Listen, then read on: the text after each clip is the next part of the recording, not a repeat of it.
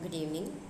I welcome you all for today's session, Open and Closed Loop Configurations. So closed loop and open loop configuration. Here we are considering the inverting amplifier, a feedback amplifier constructed here on an op-amp. So you can look at the circuit here as we have two input terminals, inverting and non-inverting, and one output terminal. In inverting terminal we have given a resistance, and in non-inverting terminal it is grounded, and we have a feedback resistance R2. The input resistance in inverting terminal is R1 and non-inverting terminal is grounded, and a feedback resistance in between the input resistance and the output. So the open circuit voltage gain of this amplifier can be calculated as R1 by R2. It is also referred to by engineers to the closed loop gain of the feedback amplifier. So here a closed loop.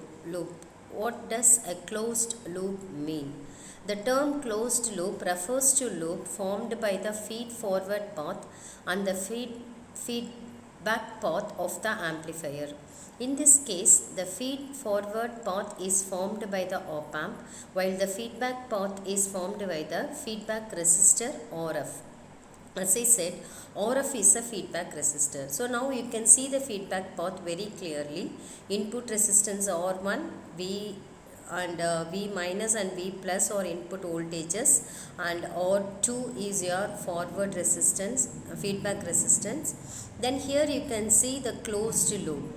This feed forward path is in between this positive to output and feedback resistance from inverting to output. So as three terminals from inverting output to V out is said to be as feedback resistance, and the space from positive non-inverting terminal to output is said to be as feed forward path. Okay. So an open loop here, it is broken, then we say the loop is open.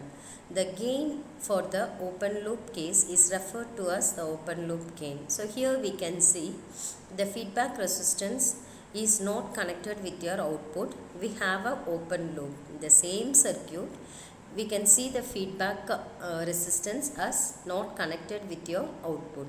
So this such case, it is called as open loop configuration, open loop circuit. So what is this open and closed loop gains? For example, in a circuit we know that voltage is equal to like if an ideal op-amp, we have an input resistance and a feedback resistance.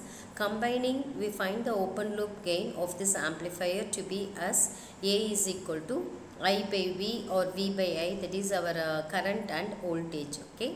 So once we close the loop, we have an amplifier with the closed loop gain. Once we close the loop, we have an amplifier with the closed loop gain. So that closed loop gain can be calculated as V out by V in. That is our input resistance, feedback resistance divided by input resistance, which of course is the open circuit voltage gain of this inverting amplifier.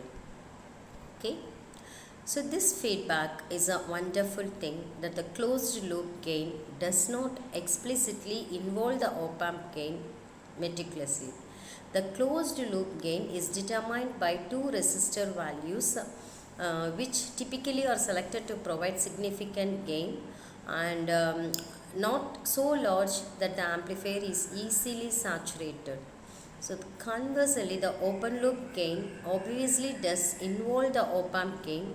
Moreover, as in this case, the open loop gain of a feedback amplifier often only involves the op-amp gain. So as a result, the op-amp gain is often alternatively referred to as the open loop gain.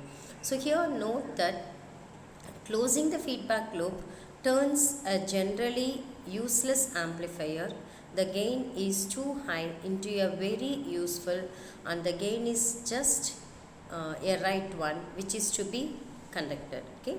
So the closed loop gain is determined in such a case. We used to say it as closed loop and open loop gain. So in this section we have discussed about the closed loop and open loop gain.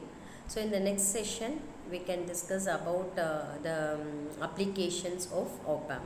Thank you.